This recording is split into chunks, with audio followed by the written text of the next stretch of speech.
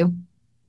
And so why did so many Republicans jump the fence to support the Respect for Marriage Act? Well, I suppose you can speculate on a number of things. But I think the bottom line is this. And if you really want an in-depth understanding of the Respect for Marriage Act, you need to go back and watch episode, what was it, 1481? Is that right, Christian? Yeah, 1481, episode 1481, we go into in-depth about the Respect for Marriage Act. But here's the bottom line. It's really a superfluous act. Number one, there is no authority for the federal government to define marriage, thus by restricting states to issue marriage licenses. I'm giving you that sort of distinction because I suppose Congress could do whatever they want in some kind of a resolution and say it is the majority opinion of the Congress that marriage is defined between a man and a woman. And that's what it would be, a piece of paper, a simple philosophical, ideological declaration that has absolutely no legal effect whatsoever. Because the bottom line is the federal government has no constitutional authority to define marriage and thus by control marriage within the states. None, zero, zilch, nada. So this Respect for Marriage Act is superfluous because number one, it does not mandate that a state create a pathway to gay marriage. It does not. It simply says the states who want to have gay marriage can have gay marriage. Now, someone will argue then, you know, I get all these people who are zealously trying to preserve the government institution of marriage between a man and a woman. I say that in distinction, a government institution of marriage between a man and a woman. They zealously try to defend that by saying, yes, but the Respect for Marriage Act, KrisAnne, requires other states to recognize those gay marriages. So does the Constitution. I really hate to be the wet blanket on this, but Christian's going to pop it up on the screen there. It's Article 4, Section 1. It is the full faith and credit section. I thought I had that. Oh, I think I sent that to you. Let me pull that up. I sent that to you in a chat. So I'm going to pull it up so I can read it. And because, yeah, right. I don't have it memorized. Sue me. Okay. All right. Full faith and credit shall be given. This is Article 4, Section 1 of the Constitution. Full faith and credit shall be given in each state to the public acts, records, and judicial proceedings of every other state. And the Congress may, by general law, prescribe the manner in which such acts, records, and proceedings shall be proved and the effect thereof. Article 4, Section 1 of the Constitution of the United States says that a marriage license in one state must be recognized in another state. I mean, seriously, can you think of the chaos that would ensue if that were not the general constitutional rule? You could get married, Christian. You could go to California and get married. And then you could decide you didn't really want to be married to that person anymore in California. And without Article 4, Section 1 of the Constitution, you could then move to Florida and claim you were not married because you were living in a different state. Can you imagine the chaos of that? Most states have laws against bigamy, but without full faith and credit, you could literally be married in every single state to a different person. Christian, you could have 50 wives.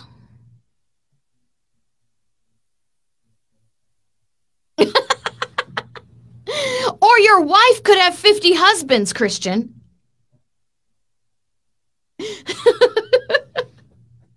But you see, this is just one of the public act records and judicial proceedings that is covered under Article 4, Section 1. So we don't need the Respect for Marriage Act when we properly apply the Constitution. A state marriage, first off, let's just clear this up, because I've said this a million times, and there may be some new people watching. Marriage is not a government affair. It is not. Marriage is a spiritual affair.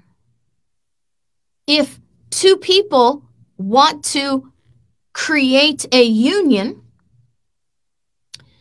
that is not through the church, that is not called a marriage, this is called a contract. Or some places call it a civil union. A civil union is a contract. I don't even know why you have to have a different term on that, but a contract. A marriage is something that comes from a church.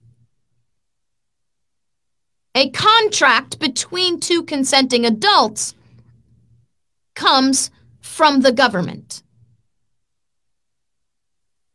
So you don't need a marriage from the government. You need a marriage from your church.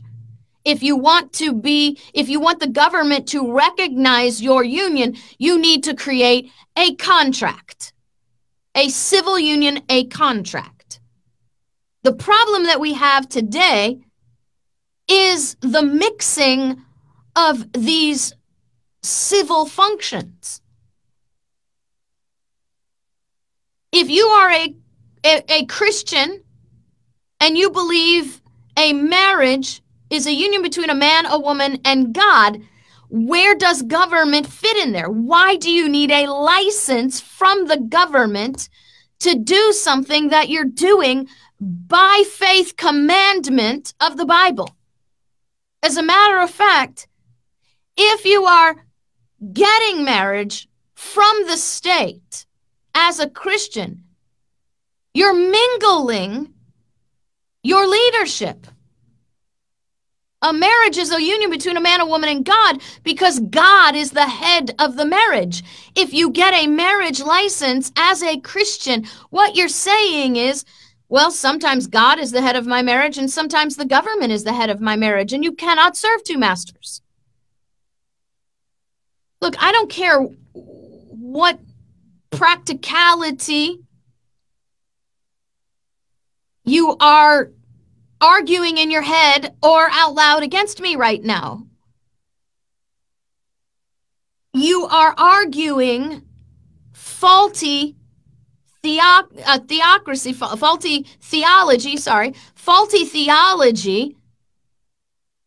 and you are arguing for government to be your head. You don't need a marriage license to be married in the eyes of God.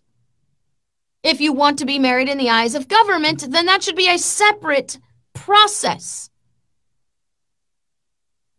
Either way,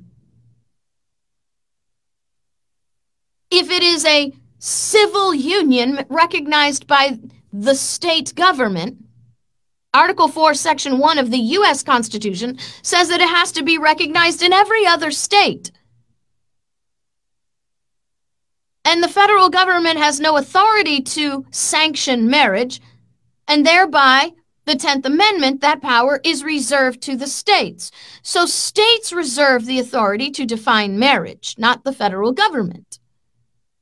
And Christians should not be asking government to define marriage. You don't need government to define marriage if you're a Christian. You already have a definition. It is provided to you by God. So the Respect for Marriage Act is superfluous because, number one, it just simply states that each state has the authority to define marriage. It does. They do.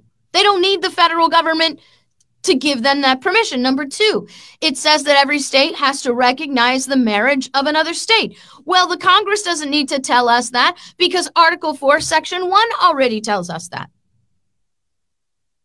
And the third thing about the Respect for Marriage Act that was passed by 61 senators is that churches are exempted. Religious organizations are exempted. So Respect for Marriage Act does not require that your pastor marry same-sex people if that's not part of your belief. So nothing changes with this. It is a completely superfluous piece of legislation, which makes it bad legislation. Let's just say that. It's bad legislation because it's superfluous legislation. It's bad legislation because it is asserting an authority that the federal government does not possess. Bad legislation. And that's where we are with that. You see, this particular bill is not going to force your pastor to marry same-sex couples if that's contrary to their belief. No, that mechanism is already legally in place, and most pastors don't even recognize it. The mechanism to force pastors to create same-sex marriages beyond their faith is a mechanism that pastors consent to all the time. Anytime your pastor makes a marriage and says, by the authority vested in me by the state of Florida, by the authority vested in me by the state of Pennsylvania, by the authority vested in me by the state of whatever, I now pronounce you man and wife. When your pastor says that and then signs the state marriage license, your pastor has transformed himself into an agent of the government. And as the agent of as an agent of the government, an agent of the government cannot lawfully discriminate. As an agent of the government, they must listen to the orders of the government. So every pastor that says, by the authority vested in me by the state, I now pronounce you man and wife, are consenting to being agents of the government who must listen to the commands of government. And how long before those commands of government are. Now, it won't be long before that command by the government to the agents of government to engage in same-sex marriage contrary to their faith is then followed up by, hey, you're a tax-exempt organization. We don't make you pay taxes. If you want to keep your tax-exempt organization, you have to do as we say. So the solution is not the Respect for Marriage Act. The solution is not a Defense of Marriage Act. The solution is pastors need to stop voluntarily making themselves agents of the state. And there you have it. So again, episode 1481, go back, listen to the full critique of the Respect for Marriage Act, but the final bill that came through the Senate through its amendments is pretty much an empty bucket. It's just stupid.